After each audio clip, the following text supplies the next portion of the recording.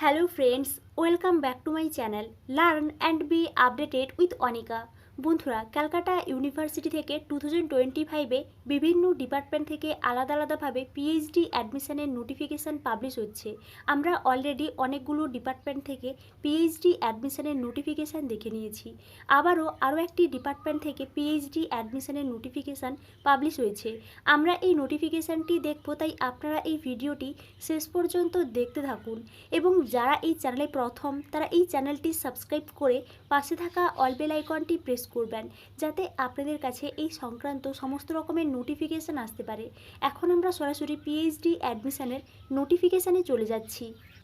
University of Calcutta, department of chemical technology, admission to PhD program in ceramic engineering, petrochemicals and petroleum refinery engineering and pharmaceutical and fine chemical technology। অর্থাৎ আপনারা বুঝতেই পারছেন Calcutta university থেকে chemical technology department থেকে পিএইচডিতে admission নেওয়া হবে।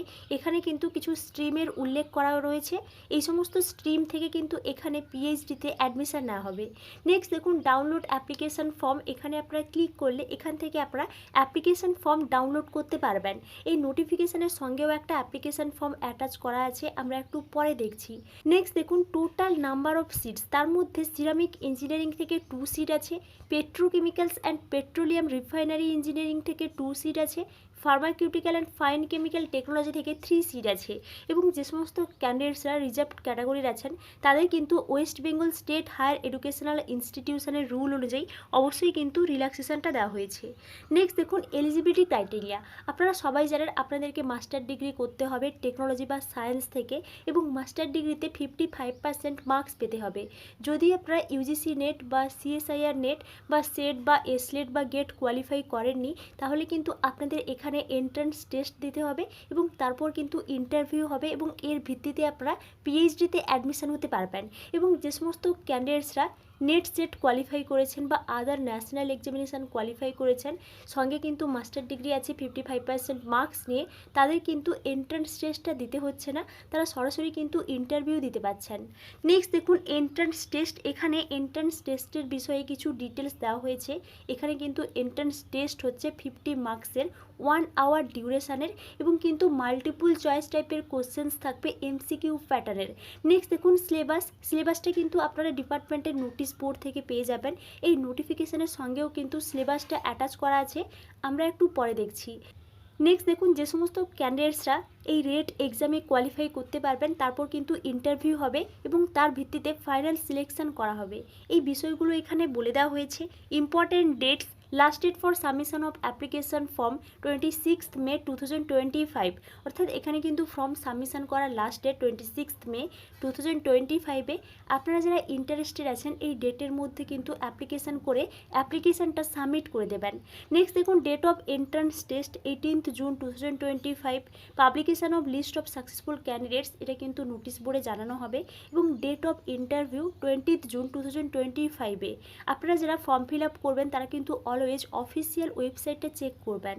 Next দেখুন venue, এখানে কিন্তু যে এন্ট্রান্স টেস্ট হবে এই এন্ট্রান্স টেস্ট কিন্তু ডিপার্টমেন্টাল সেমিনার রুমে হবে, এবং এখানে কিন্তু অ্যাড্রেসটা বলা হয়েছে 2nd floor applied chemistry building.